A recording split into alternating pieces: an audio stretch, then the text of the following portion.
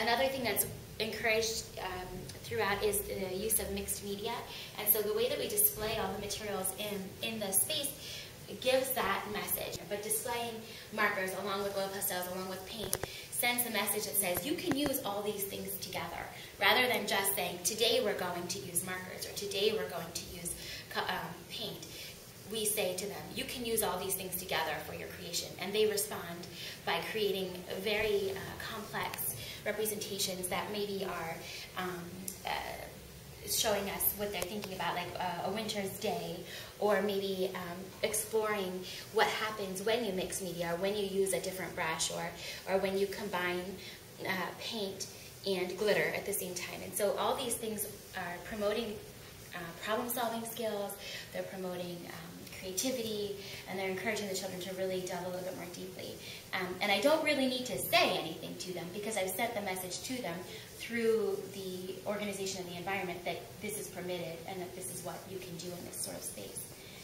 Again, you'll see some mirrors and some glass in the space.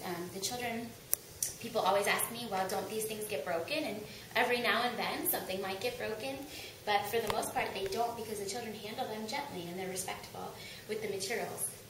Sending the message to the children that you respect them, then they're more likely to send the message back to you that they respect you and the space that you've created for them. Also in this area we have some clay and clay tools. Again, these are real tools that artists use.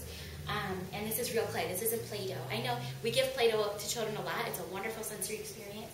But when it comes to really representing something, real clay is a better media for them, because it's real, and it holds its shape, and it will dry, and it can last, and you can fire it. And when you give to them that material, then they give to you some creations that are a little bit more complex and are a little bit more, the clay is a little bit more conducive to that kind of thing than Play-Doh would be.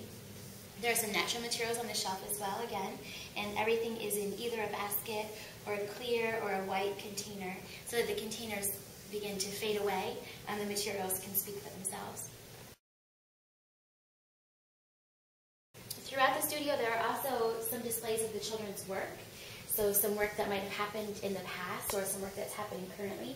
We believe this gives the children a sense of space and a sense of ownership over their place. A project that emerged in the studio was about spaceships, and so they did some documentation about that and some thinking and some creating in different media.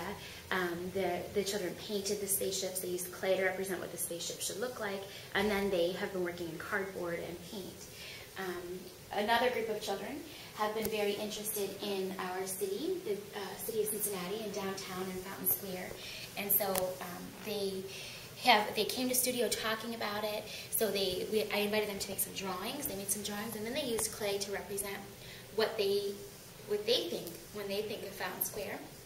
And actually, we're planning a trip soon for them to go and take some more documentation of what they see when they're in the city, and maybe some pictures and some drawings, so we can come back and add even more details to our city. So all these things together send the message to the children that their work matters and their work is important, and that they have the right to this space. And so by keeping their work here so they can come back and revisit it, that's another message that I send to the children without explicitly saying anything. And so that's just a general overview of some of the spaces specific to the studio, but also some of those things that can be really generalized across to classrooms as well.